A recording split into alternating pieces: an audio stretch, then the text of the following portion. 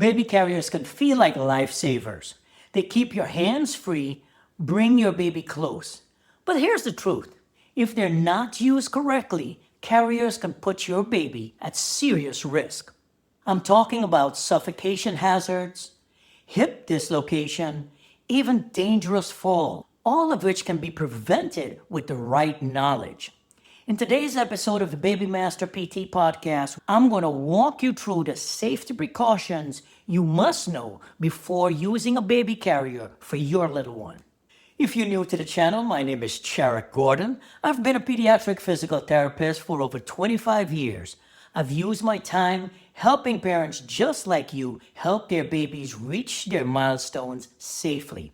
I've seen firsthand the dangers that come from incorrect baby wearing, and I want to make sure that you're confident, but that you're safe and well prepared. Let's talk about airway and suffocation risks. The American Academy of Pediatrics warns that infants under 4 months or babies who are born premature or have low birth weight are all at greater risks of suffocation in slings and carriers. The biggest danger, chin to chest positioning. If your baby's chin is tucked too tightly, their airway can become blocked. Here's the safety rule.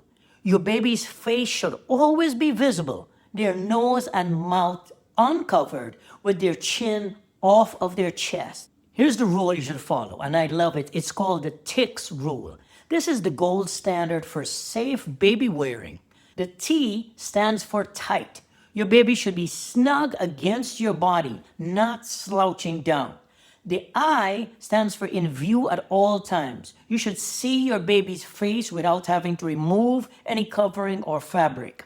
C is close enough to kiss. It means you can easily kiss the top of your baby's head without having to bend down. The K stands for keep the chin off of the chest. And the S stands for supported back. You want your baby in a natural upright with their spine straight. You want to repeat this checklist every time you use your carrier. Let's move on and talk a little bit about healthy hip positioning. According to the International Hip Dysplasia Institute, improper positioning in carriers can increase the risk of developmental hip dysplasia. Hip dysplasia is just a fancy term that means your baby's hips can become dislocated. First, we're going to talk about what the unsafe position is, and then we're going to talk about the safe position.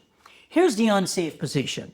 If you have a carrier and the carrier has your baby's legs hanging straight down, that is an unsafe position.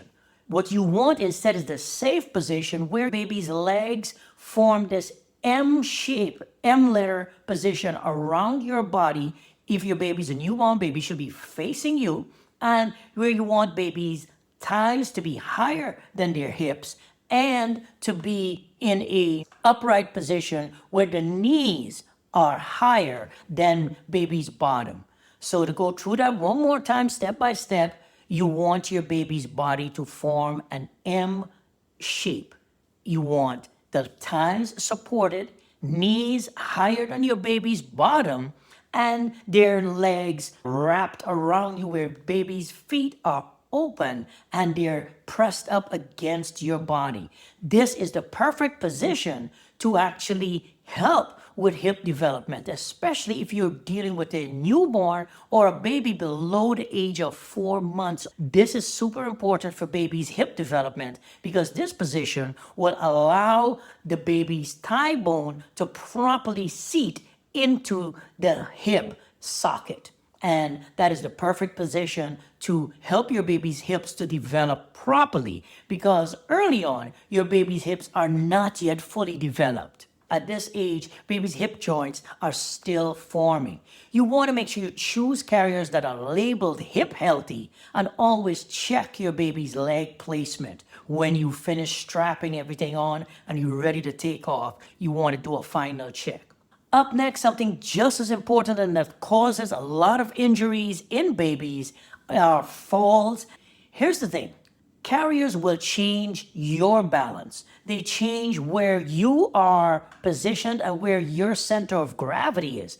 Your center of gravity will now be shifted forward. And so that means that you and your baby actually at an increased risk of falling. And so if you're not paying attention to where your legs are and where your feet are and where you're walking, you could end up tripping and falling. And guess what? You're falling forward. You wind up falling on top of your baby. And that can definitely hurt your baby. You want to always adjust the strap snugly before placing your baby into the carrier. You want to check the buckles, the zippers, and the seams for wear and tear before every use.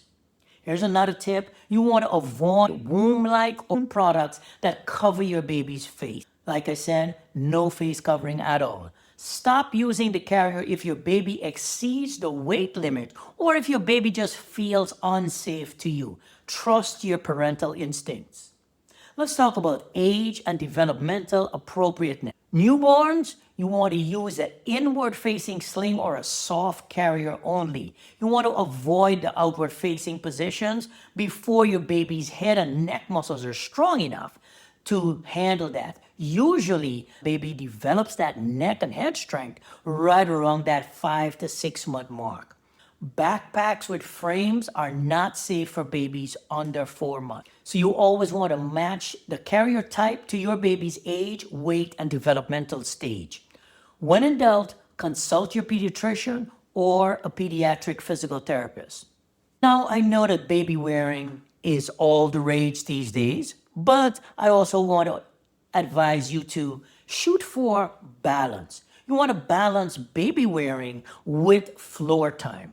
You want your baby to be able to spend time on the ground. And this is a point that I always stress to the parents that I work with.